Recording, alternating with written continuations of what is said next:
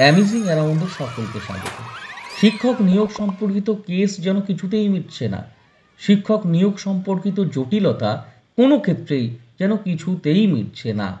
আপনারা সকলেই জানেন 2014 প্রাথমিক টেট ওএমআর কেসের মামলাটি কিভাবে রয়েছে সিঙ্গেল বেঞ্চে। কলকাতা হাইকোর্টের সিঙ্গেল বেঞ্চে এই রায় কোন দিকে যায় তার অপেক্ষায় রয়েছে প্রায় 59,000 প্রাথমিক শিক্ষক শিক্ষিকা। তাদের ভবিষ্যৎ নির্ধারিত হবে ওএমআর কেস মামলাটির মাধ্যমে। এরই মধ্যে কিন্তু একটি কেস 2016 সালের প্যানেল নিয়ে, এসএলএসটির 2016 সালের প্যানেল, স্কুল সার্ভিস কমিশনের শিক্ষক এবং অশিক্ষক কর্মচারী নিয়োগ, এই মামলাটি ইতিমধ্যে পৌঁছে গেছে সুপ্রিম কোর্টে। Single bench, division bench, supreme court ঘুরে ডিভিশন বেঞ্চ, তারপরে আবারও সুপ্রিম কোর্ট। এই মামলাটিরও একটি নিষ্পত্তি হওয়ার প্রয়োজন রয়েছে। এই মামলাতে অযোগ্য এবং যোগ্য প্রার্থীদের নির্ধারণ করা হবে। এই সময়ে অর্থাৎ এই সমস্ত জটিলতার মধ্যেই, এতদো কেসের মধ্যে থেকেই কিছু ভালো খবর এলে ভালো লাগে। যেমন 2016 সালের প্যানেল নিয়ে তোলপাড় রাজ্য, এরই মাঝে আপার প্রাইমারি নিয়ে একটা বড় আপডেট। কিন্তু ভালো খবর তো কিছুই নয়। উচ্চ প্রাথমিক বা আপার প্রাইমারিতে শিক্ষক নিয়োগ মামলায় কোনো নির্দেশ না দিয়েই ফের তারিখ দিয়ে দিল কলকাতা হাইকোর্ট। দীর্ঘ অপেক্ষার পর গত বুধবার উচ্চ প্রাথমিকে শিক্ষক নিয়োগ মামলার শুনানি ছিল। সেই মামলাতেই আরও অপেক্ষা বাড়ল চাকরি প্রার্থীদের। মামলার পরবর্তী শুনানির তারিখ নির্দিষ্ট হয়েছে 28শে জুন। আদালত সূত্রে খবর, আপার প্রাইমারিতে শিক্ষক নিয়োগ মামলায় স্কুল সার্ভিস কমিশন ও এসএসসি নিজেদের বক্তব্য রেখেছে।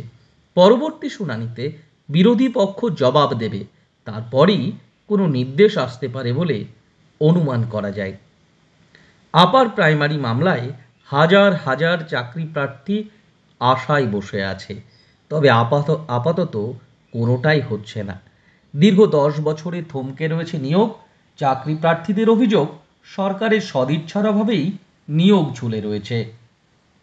আবার কেউ মনে করছেন আইনি পর্যালোচনায় কোর্টের তত্ত্বাবধানে কেসটি সুন্দরভাবে নিষ্পত্তি হয়ে স্বচ্ছভাবে নিয়োগ হবার জন্যই দেরি হচ্ছে।